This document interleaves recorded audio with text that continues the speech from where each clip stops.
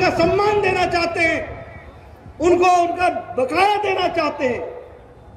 ममता जी ने कहा भेजबो ना, करबो ना, होबे ना, ये ममता जी ने कहा। मित्रों, आपने चुनाव में भारतीय जनता पार्टी जितानी है, आपको 18,000 का बकाया भी मिलेगा और 4,000 एक्स्ट्रा भी मिलेगा, या भी 10,000 दिया जाएगा, ये भी हमको ध्यान रखना चाहिए। उसी तरीके से कृषक सुरक्षा योजना में 4,000 प्रति वर्ष दिया जाएगा। ये योजनाओं के तहत हम कोशिश करेंगे कि बंगाल का किसान समृद्ध हो, बंगाल का किसान आगे बढ़े, इस तरीके से हम काम करें। बंगाल के साथ एक अन्याय हुआ।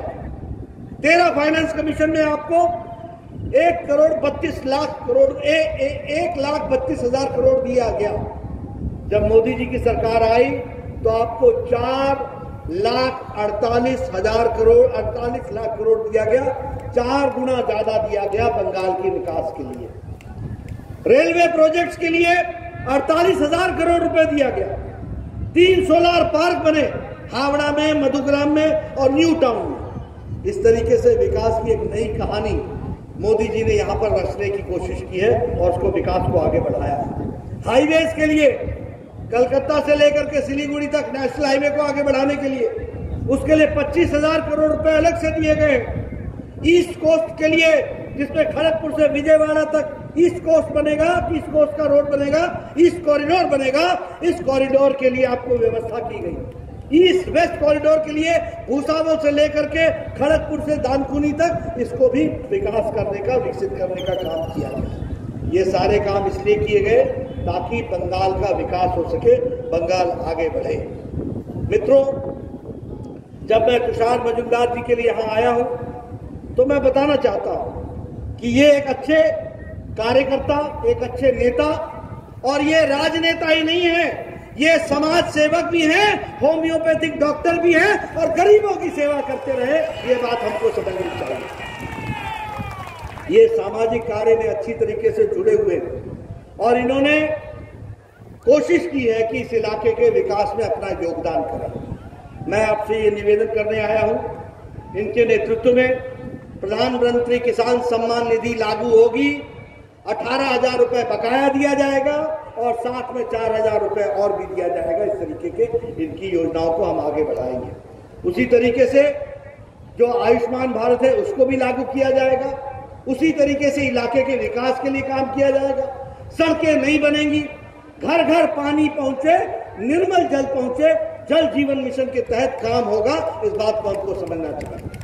लेकिन मित्रों, एक निवेदन करना चाहूंगा, चुनाव के अंदर मोदी जी आपकी सेवा करना चाहते हैं और उन्होंने सेवा की है, वो पैसा पहुंचाते हैं, लेकिन यहां का इंजन डिफेक्टिव है, डिफेक्टिव होबे ना, कोरबे ना, चौलबे ना।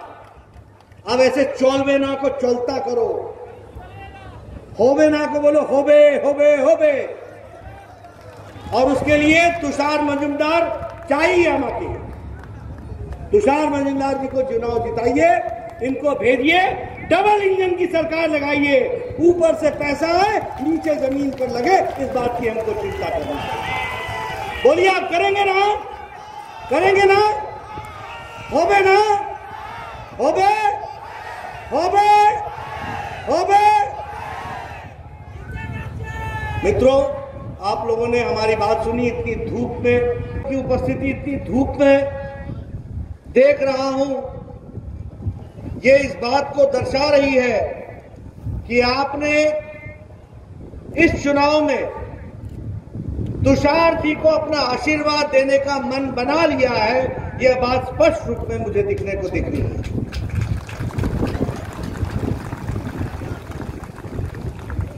हमारे जब मैं यहां आया हूं तो सबसे पहले तो मैं तारकेश्वर मंदिर के भगवान शिव को नमन करता हूं। उसी तरीके से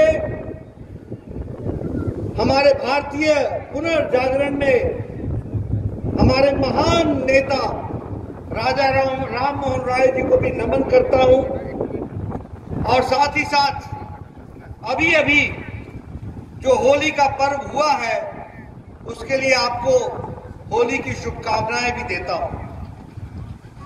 मित्रों, यह जो चुनाव है यह विकास की एक नई कहानी लिखने की चुनाव है। यह चुनाव नए विश्वास और नए उमंग के साथ आमूल परिवर्तन करने का संकल्प लेने का चुनाव है। और ये चुनाव भ्रष्टाचार मुक्त पारदर्शी भारतीय जनता पार्टी की सरकार बनाने का चुनाव है। इसको हमको समझना चाहिए। ये गरीबों की मुस्कान लाने वाले चुनाव है। ये किसानों को समृद्ध बनाने वाला चुनाव है। ये युवाओं की आकांक्षाओं को पूरा करने का संकल्प लेने का चुनाव है। ये बंगाल के सम्मान का चुनाव है। ये परिवर्तन का चुनाव है।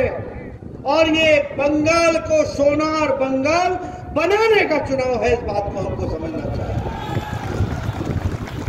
इसलिए मित्रों, मुझे परिवर्तन की बहार, परिवर्तन की लहर, परिवर्तन का वातावरण देखने को मिल रहा है। प्रथम चरण का चुनाव पूरा हो गया है। लगभग 79% लोगों ने अपना वोट डाला है।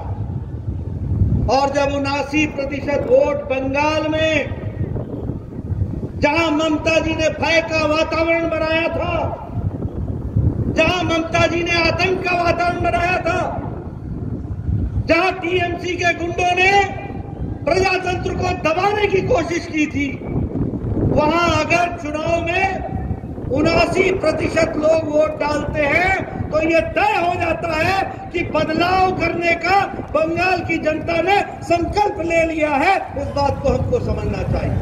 जूट इंडस्ट्री बंद हो गई, चापदानी की ब्रुक जूट इंडस्ट्री बंद हो गई और यहां सस्पेंशन हो गया काम का। लगभग 10,000 मजदूर बेरोजगार हो गए।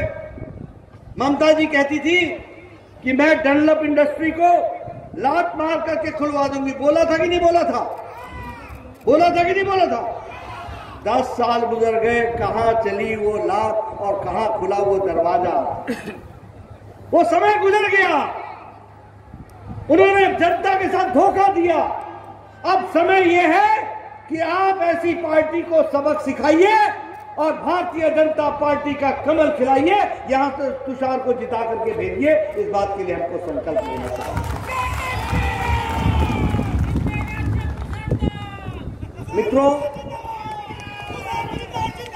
मित्रों, ममता जी आई थी तो चर्चा की थी माटी, मानुष। मां का जो हाल किया वो तो आपने देखा ही। आदरणीय शोभा मजुमदार जी के साथ जो घटना घटी, अपने बच्चे को बचाने के लिए उनको जान गंवानी पड़ी और एक शब्द नहीं निकला टीएमसी से। ये माता की रक्षा हुई है क्या? जब मैं माटी की रक्षा कहता हूं तो क्या माटी की रक्षा की? क्या माटी के सपूतों की रक्षा की? क्या? और जब मैं मानुष की बात करता हूं तो क्या यहां पर लॉ एंड ऑर्डर, क्या यहां पर राज्य में कानून ये चला? क्या भारतीय जनता पार्टी के 130 लोग मारे गए? 130 लोग। ये क्या है? मां, माटी, मानुष। इसके बदले ममता जी ने क्या पकड़ा? टोलाबाजी, कोटमनी, तुष्टीकरण। ये काम इन्होंने पकड़ा है। बताओ, इनको जवाब देने की जरूरी है कि नहीं है? तानाशाही को जवाब देना है कि नहीं है? तानाशाही को जवाब देना है कि नहीं? टोलाबाजी को जवाब देना है कि नहीं? मित्रों, हम लोगों को ये चुनाव इस संकल्प के साथ लड़ना है कि आने वाले समय में एक भ्रष्टाचार मुक्त बंगाल होगा, एक बढ़ता हुआ बंगाल होगा, एक विकास का बंगाल होगा, एक तानाशाही समाप्त होने वाला बंगाल होगा, एक टोलाबाजी को जड़ से समाप्त करने वाला बंगाल होगा, ऐसा बंगाल का हमको संकल्प है।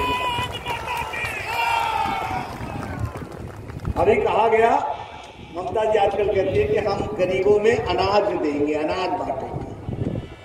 कहा कि नहीं कहा? कहा कि नहीं कहा चुनाव में? अरे जब मोदी जी ने कोरोना में 5 किलो चावल, 5 किलो गेहूं, 1 किलो दाल ये देने के लिए मार्च महीने से नवंबर महीने तक की बंगाल की व्यवस्था की, तो टीएमसी के कार्यकर्ताओं ने क्या किया? क्या किया? चाल चोर के ये चावल चोरी करने वाले लोग आज अनाज बांटने चले हैं।